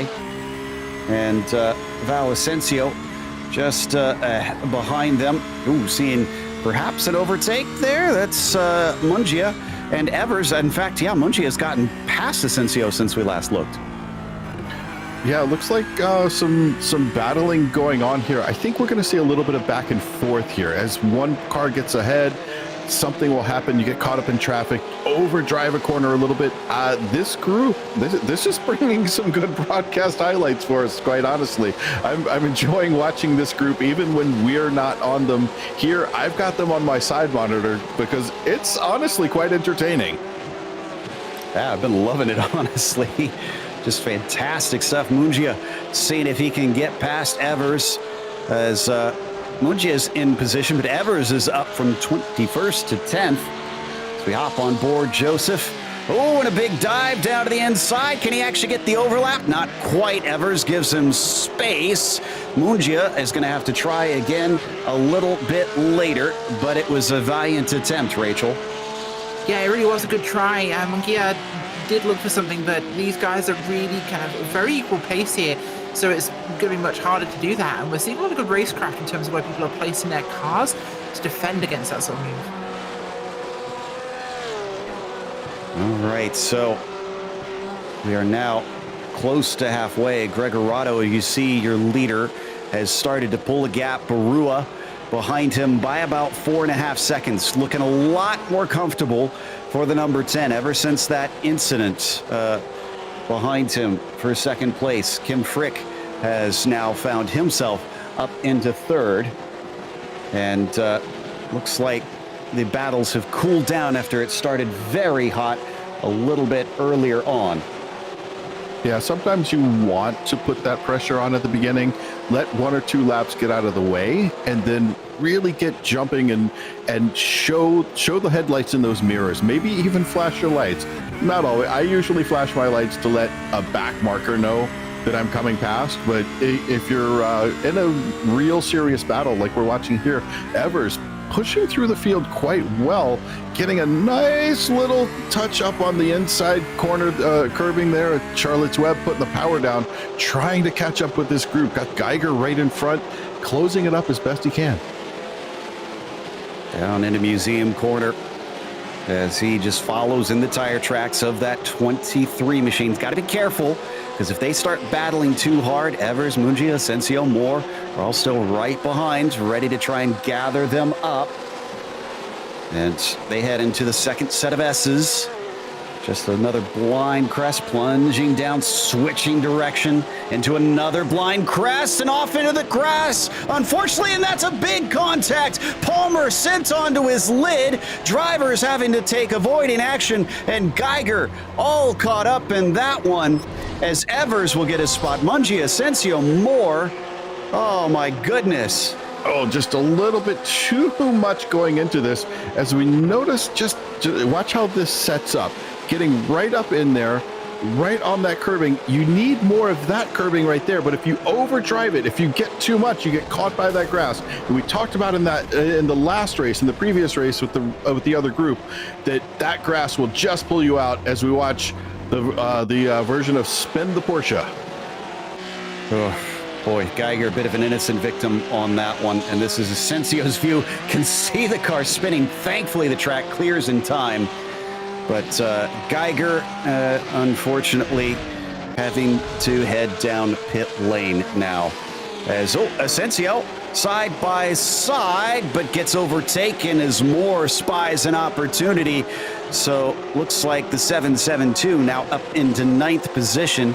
And Mungia up to 8th. Evers gets promoted into 7th.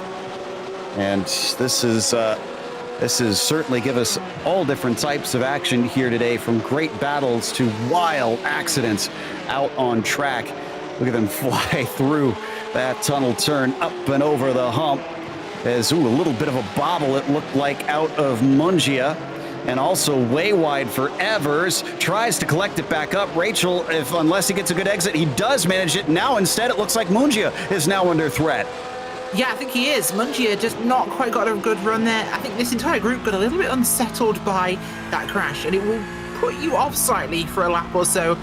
Not necessarily because of the crash itself, but because you saw someone make a whopping mistake, and you're afraid you'll do one too. Kind of a second instinct sort of moment there. These guys are a little bit just timid for a second. Oh, someone's going for a lawn mowing trip and collects it nicely. Lost a spot, but they recovered it. So Mungia holds on to 7th, but Moore now past Evers and picking them off one by one. He is definitely on a charge right now, and he's still got half this race left to go, but he goes a little hot down to the museum corner. Thankfully doesn't lose one of his spots with that one. They're going to put a lap on Palmer, who has taken his spare car and coming back out on the track after that massive incident we just saw.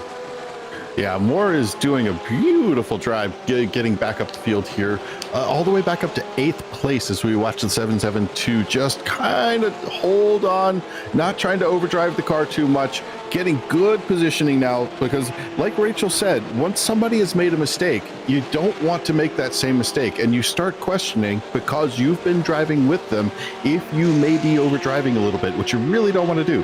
Now let's take a look at Adam Spence here, formerly in P2, already gone through the pit cycle, effectively probably around P2 once everybody gets through the cycle, but doing a nice job, although stuck a little bit behind, but making the pass on Benjamin Fong. No troubles, done and dusted. So there's one more down, but still has to wait for everybody else to stop to really get a picture of where he sits in this race. Gregorado, the big one that he wants to know, where will he sit compared to that number 10 when the pit stops finish out, which should be within the next 4 laps, I would think, here, as he comes around through the last carousel and onto the main straight once more. Barua has brought it down a little bit. It was at 4.5 seconds. It's now down to 4, or at least it was briefly, and now it's cycled back up to 4.5. So thought there was some gain to be had, but it looks like it is just a bit of an ebb and flow between that pair. Again, not many battles up at the top. It is really pointed more towards this group here, Rachel, which has given us all the action in the middle of the race. And they certainly have. This group has been fantastic to watch. Some great racing from all of them, and some big moments too. Got to be careful of that. Now, this, of course, is a bit of a worry, of course, for a car who's running up at the front like Spence. With his cycle going through here, with having traffic around him, that can hurt, because Gregorato is in clean air right now. He's not. That could hurt. Any advantage he's gained could be a big problem there. Ben Fong pits in the meantime, taking a scheduled stop. And everybody else going to carry on past behind him. Still not seeing a whole lot more pit stops. I take that back. Looks like Walton is in as well. So maybe they're starting to kick off here now that the pit window is getting closer to closing. But Val Asensio, after being overtaken by Evers, really doesn't want to sit around and let this stay put. It seems like the Hill Country region driver who puts 2 wheels off into the grass is at maximum attack here today. She is ready to return the favor, that's for sure, as she's been closing up 10th, half a tenth per lap over the past several laps. She's ready to get back around Evers. That pass was a good one. It was a clean one that Evers made, but Val she's not going to sit back and let that just go. She is a fighter. She's going to try to make this pass. As we watch her put her nose out here, still a little bit too far back to try to get it there, but that is the mental game that I was talking about. Get in the mirrors, put those headlights in the mirrors. Right now she's in that left mirror. Now she's going to kind of just swing back over, get over into the right mirror a little bit, back over to the left as she puts the power down to head up over to New Gardens Crest. We had a spin. Looks like it was Carl Boccieri who's having his day go from bad to worse. He carried on from that, didn't hit anything, so don't need to take a look over there.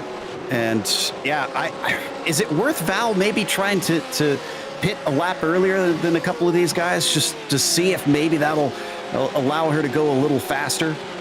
Well, Val does have a faster best lap over Joseph Evers. She's turned to 123.1, where Evers' best is a 123.5. I think she may be getting slowed down a little bit, and primarily going into and out of Charlotte's Web. She just looks like she's got a little bit better feel for it, and she's just a little bit faster. Ooh, big battle right here. Oh, and deep into the corner for Pippin, who got overtaken and then re-overtook De Silva in emphatic fashion. So that's going to put Pippin back into 13th. But Pippin's finished his stop. De Silva has not. So differing strategies. Interesting stuff there between the pair of them. And look at this.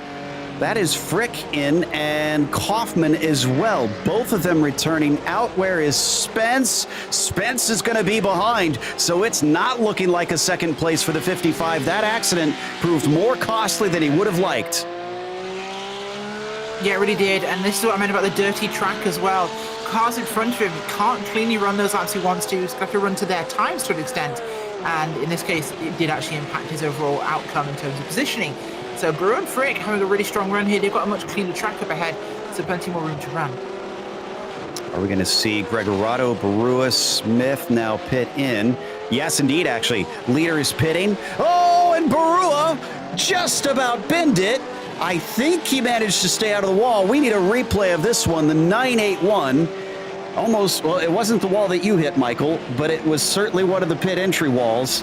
And he was trying to push it maybe a little too hard. Here we go. Yeah, he had made up some good ground, got out onto the grass, and just, oh, that's tough. Everything he made up getting into the pit, just a meter too late on the brakes. It will just take all that gain away, and that's rough. But Barua still looks like holding on to 4th, maybe drop back to 5th. That's looking like 5th, and then Frick is coming around at this point, still could be tight. Looks like he'll just get out ahead. So Avijit is now into P5, but it should be, I believe, a net second place when the pit strategy is done with. So yeah, avoided disaster. I think Avijit did not hit the wall in that, but it was mighty close, as we now see our temporary leader, Craig Smith. Mungia is temporarily in second place. Gregorato, naturally the first driver to have pitted, leading, who was our leader before those pit stops, so not much of a change there. And then all we're waiting on is Evers as well in the 830. Then we are back to status quo. And this race has put on some fun stuff for everybody involved. Smith has Boccieri, who's not on the same lap, and there goes Craig Smith down into pit lane. That one, thankfully, tidy, and in front of him, that is De Silva, also in. And there goes Mungia. Mungia pits. Evers does not. Wow. Okay, Rachel. Evers is sipping fuel today. Must be going for that new economy version of motor racing. Maybe they'll pop a sail out the window. Certainly is. Someone needs to get him on a Formula E team. That is great stuff there from the 830. Going the only one to make it to lap 21 here today. And Barua has to wait another lap to get that second place back. But here is Gregorato. The Zone 6 driver has had control of this race, but it has certainly not been a definitive control, at least for part of it. Ever since an incident for Spence, it's obviously been a little bit easier for that green number 10. But let's see how he continues on as we got a car off in front of him. That's Jeff Williams. What happened to the 517? I'll have to look into that a little bit later to see what caused that incident. All right, Evers, you're holding us up from a sponsor read here. We need the 830 to answer the call to come to pit lane. Well, Evers doing a good job. I always say racing is not about speed, it's about efficiency. Speed is the byproduct of efficiency. As we watch Evers coming around, are we going to see another lap? Nope, looks like a dive for the pits.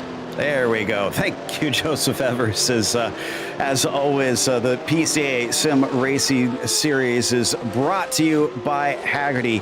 And since 1984, Hagerty has been the worldwide leader in collector car insurance. Everything they do is geared towards enabling and enhancing the experience of automotive enthusiasts and making sure that the vehicles we all love and the lifestyles that revolve around them don't just survive, but thrive well into the future. Hagerty, let's drive together. Enrico Gregorato missed out on the win last time. He's trying to correct that mistake. It's a good chance right now as it sits, but he's got to hold out for 10 more minutes to claim that win. Avijit Barua, is in second place. Inherits it a bit from a few drivers having problems, but the start was phenomenal for the 981. Just incredible stuff to take position after position in the first lap. Kim Frick is the next one down in third place, up from ninth as well, doing a great one here to help out for that Zone 1 region, which seems to be on a tear here today in this event. David Kaufman is in P4, and that is up from fifth position. So smaller gains, but certainly not a bad job. But he's got to watch out because Adam Spence is back there. Remember, was running in second for the early stages of this race, had an accident, came in, took a spare car, and is actually trying to attack for that spot back, but can't quite get it yet. Then it's Craig Smith behind them in sixth place, up from 16th position. Has been steadily having a bit of a quiet race. We saw some action early on, but since then, it's been kind of running on its own.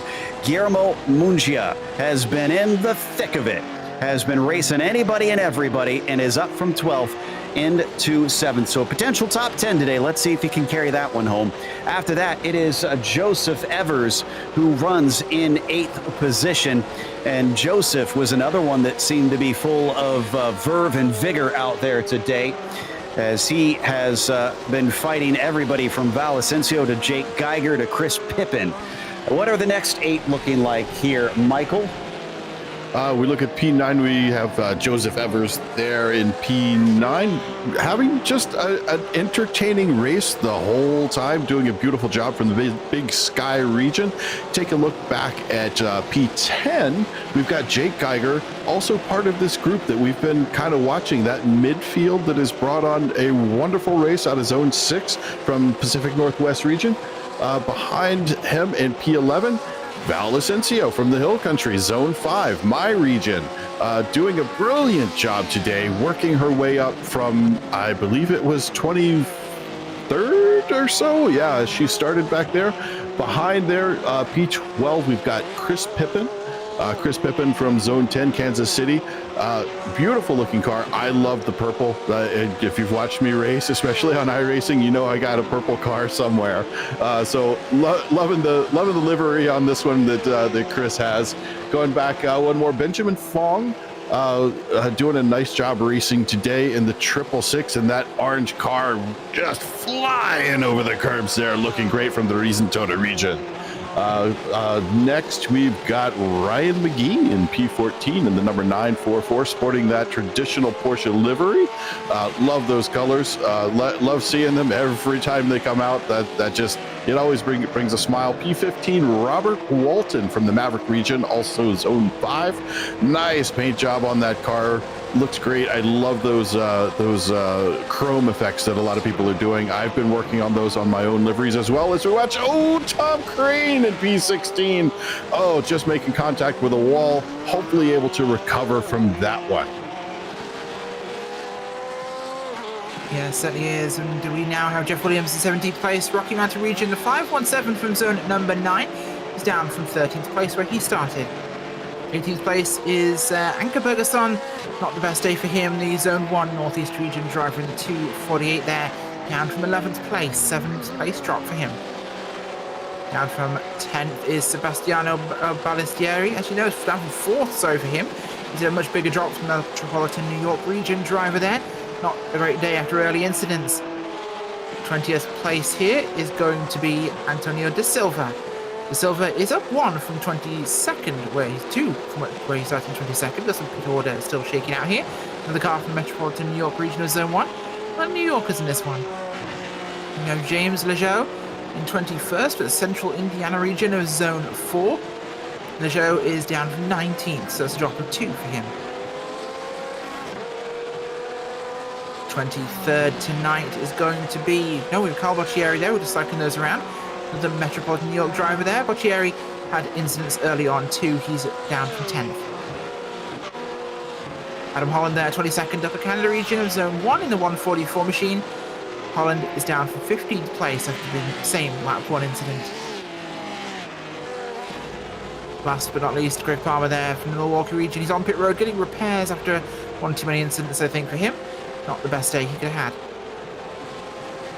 Yep, and that wraps us up for the Midway Race Report, brought to you by Hagerty Motorsports. Again, a big thank you to them for sponsoring this one. And it takes us to the final 5 minutes of this event, as we've got Kim Frick now sitting on the podium, but catching up to Avijit. So while it's spread apart briefly, suddenly we find the race back on, and I'm sure a second place is a little bit more desirable, Michael, than a third. Any spot on the podium I'm happy with, but it was, as I said earlier, the higher up the podium, the better. But I gotta say, Kim, he's really got a fire lit under him today, making up ground on Avijit. I am interested to see where this goes. Right now, getting a little bit too wide coming around there. Is he gonna be able to close that back up? He had it down to roughly half a second, but now it's a little bit longer, around 0.8 of a second. This is the time to make zero mistakes. We're right a little bit over 3.5 minutes left to go. That's going to be about 3 laps. Oh, as we want, let's take a look on the board here with Robert Walton making a very nice push up into, trying to go for that P13. Indeed, and just as we saw that, Evers got overtaken by Jake Geiger, who is still having to try and recover in this race. So Geiger moved himself up into 8th. Meanwhile, we stay with this fight down into Museum Corner. Fong, McGee, Walton, nothing between them. A 3-car fight for 12th position. In front of him, that is De Silva, who has had some problems here today. And in fact, no, he didn't have an extra pit stop, so must have just had some spins out there and just had a slow race. Let's hope that that doesn't play a factor in this battle, because a lapped car could easily, Rachel, act as a pick. Yeah, absolutely can. In fact, a lap car is a fantastic pick to use in a battle like this. It's exactly what you want to see coming up if you're trying to move for position, because whilst they are going to try and get out of the way, you might catch them at an awkward moment, which puts you in the absolute catbird seat there to take advantage. Also worth noting, 2 of our hardest chargers in this race, Joseph Evers up from 21st to 9th. And then, of course, becoming a bit of a booth favorite, I guess you could say, Val Asensio is up 13 spots as well. I'm biased on that for sure. Yeah. There's no doubt. She's up to 10th place after starting from 23rd, as we now ride on board with Kim Frick. And the 66, it's been looking close, but it's not close enough. That time by Frick, 23 flat. Barua is 23.2. So that actually was quicker for Kim, but still not close enough to attack here, Rachel. I get the sense that something's got to happen soon, because time is getting very thin. Yeah, time's really thin on the board right now, just under a minute and a half. And this is time for those final moves. You've really got to put this in now. I think we're going to see, this is white flag territory, so you're going to have to do something this lap by. Yeah, next time by, Gregorato gets that one waved at him, but it's only 3.5 seconds. Can't make any mistakes from this point on. And it looks like Boccieri in front of them does have some damage, Michael. He could be off pace. That could catch them off guard. Yeah, he's got a little bit of wing damage on that rear wing that I can see. Maybe something else, but having him off pace and creating that big hole in the air. I think Barua kind of wishes it were a little bit different. Just fast enough to stay ahead, but over slowing in some spots. Barua really needs to try to get around him right now, because this could be a major story at the end of the race as we watch Barney the Flagman with the white flag. 1 to go here for our sport group. Is it going to be Enrico Gregorato redeeming himself with a victory? He just has to make that one more circuit around. And behind him, Frick, well, I was going to ask if he can catch Avagit, but it's fallen away to 1.9 seconds. Must have been an issue for the 66. So Adam Spence behind them sees a little bit of gains as well. 3.2 seconds between himself and the 66. But poor Adam, who at one point was in second on this race, is going to finish off the podium if things stay as they are. Clock is at 0, and Enrico, racing from the Club Northwest here in iRacing, finds himself with a great performance. He withstood the pressure early on in today's event. He managed to keep himself clear, managed to keep a cool head when he was out and had a bit of a gap and didn't have anybody to keep him focused. And you got to say, this is looking like a very complete driver that we are seeing shaping up in that number 10 machine. As Enrico Gregorato crosses the line, he is your victor here today at Barber. Doing a nice job leading from the beginning, just staying out front, driving the race that he had to drive as we watch Barua trying to hold on to that second place. Ooh, tough race, but well done at the end. Oh, and poor Benjamin Fong is going to lose some spots. He spun it on his own in Charlotte's Web, and that let a few guys by. Mungia is going to finish in 6th. Geiger is going to be close between himself and Evers, who overtook Asensio when we weren't looking. So Geiger is going to be our hard charger, with Asensio being demoted one. Ooh, and that was close at the line. Asensio still up to 10th. That was a mighty, mighty run from the 44. And this time we had 15 cars left on the lead lap. So that was a whole lot more that managed to complete every lap of this race. Ben Fong going to be the last amongst them. Still a bit of attrition out there, and so that gives us an idea of what to expect when we get to event 4 on Friday night, which we'll talk about a little bit later. But I believe we have our race results for this one. And as we mentioned, Enrico Gregorato takes a win after coming home second best back in California. Avijit Barua was P2. That's also an improvement, up one position from the previous round from the 981. Kim Frick was P3, up from 9th on the grid as Adam Spence falls down 2 spots into a disappointing 4th. Craig Smith, P5 for him, up from 16th as Guillermo Mungia was 6th. Then it's R.E. Moore in the 7th position. Jake Geiger, he fell backwards, climbed his way back up, but it was still a net loss. 8th position, made good out of a bad situation. Joseph Evers was 9th, up from 21st, as Val Asensio up 13 spots into 10th position here today, Michael. Looking at P11, we've got Chris Pippin, made some beautiful work for us through the race. Great racing all the way through, ends up in P11. P12, Ryan McGee. 13th, Robert Walton. David Kaufman brings it in 14th, followed by Benjamin Wong with that unfortunate last lap spin. Jeff Williams, 1 lap down. Anker Bergzona in P17. Tom Crane, as we watch go into the wall right there at the end, is in P18. Sebastiano Balistieri is in 19th, with Antonio Da Silva bringing out the top 20. 21st tonight, Carl Boccieri 2 laps down with James Lejeau also 2 down. 23rd, same Adam Holland. with not finishing there at the end. Greg Palmer in 24th after that big crash. Which brings us to an interview with our winner here today, Enrico Gregorato.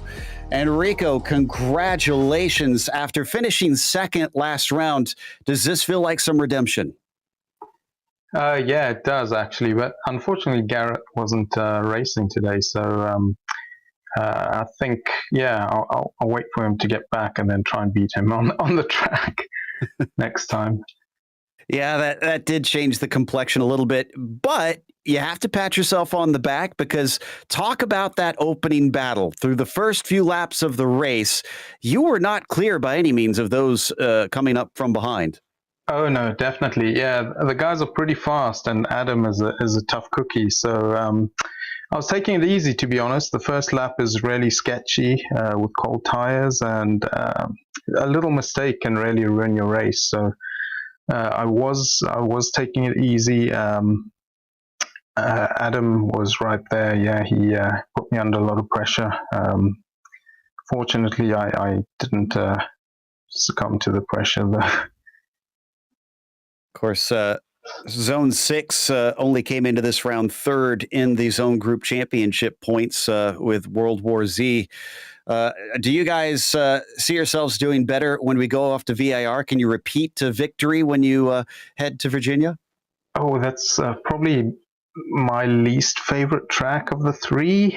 So it'll be tough, but I have I'll put in the hours required to do a decent race. So I hope so. I mean, we're doing pretty well. Hopefully, the last race will be a podium as well. But who knows? It's a tough track. Well, it sounds like you're already getting offers behind the scenes from Michael Johnson here to help find you some speed there. But congratulations on the win. Is there anybody you'd like to thank?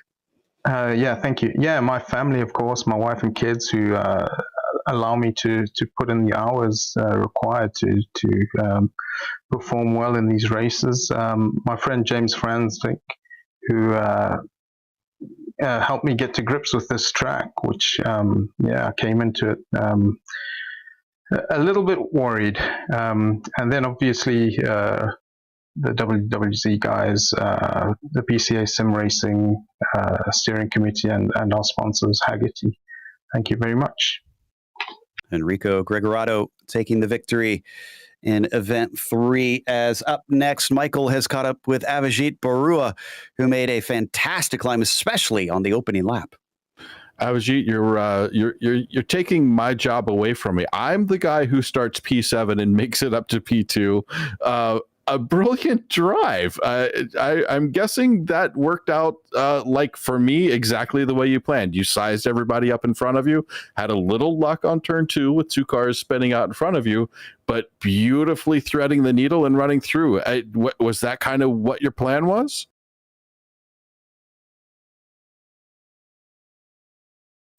Avijit, are you with us? Avi? We'll try to come back to Avi, but I think in the meantime, Rachel has Kim Frick with her. I do indeed. Yes, we have Kim Frick here, coming home today third from 9th on the grid. Kim, big drive today. Yeah, it was a busy track. Tell me what it's like on the start here. It seems to be incredibly busy. Yeah, and there's a lot of fast drivers out there, so I was kind of surprised I ended up where I did. Yeah, there's a lot of good drivers out there. What's it like trying to race around a track like this and try and make passes, especially? Yeah, it is tricky because there's a lot of areas where it's not a good idea to pass, and a few areas where you can pass, but it's kind of difficult. Awesome. Well, thanks for talking to us. Anybody like to give a shout out to or thank? Well, certainly, yes, our sponsor, Hagerty, and also to Doug Atkinson, the steering committee, and all the folks that make this happen. There's a lot of moving parts, and they do a fantastic job. Awesome. Well, thanks for joining us. Kim Frick coming home today in third. Double checking to see if we have the chance to try and talk to Avi Barua. It looks like, here we go. We're going to give it one more try. Michael's got him once again. So, Avi, can you hear us now? Avi, are you there? Doesn't look like it. Oh, bummer. I had some great questions. Just quick commentary. Avi, beautiful drive. Loved watching you work your way through the field and great battles. Keep giving us that kind of entertainment. Honestly, that was really a nice drive. Thoroughly enjoyed it. So let's toss it back to Joe. Man, I'm really sad we didn't get to hear his perspective on that race, because that was some fantastic dicing on that first lap. But we're going to close it out, and we'll see you next time here again at Barber for the Club and Pro classes. It all kicks off at 9 p.m. Eastern on Friday, February 25th, live here on Podium Esports. Thank you so much to our sponsor, Hagerty Motorsports. A big thank you to the steering committee at PCA Sim Racing, and a huge thanks to our team tonight, Michael, Ryan, Rachel, Cam, and Dougie. Also, none of this would be possible without those behind the scenes at Podium Esports, Ryan Bauer, Gary Sexton, and John Theodore. And thank you so much for watching tonight's broadcast of PCA Sim Racing presented by Hagerty. I'm Joe Peak, and I'll see you on the track.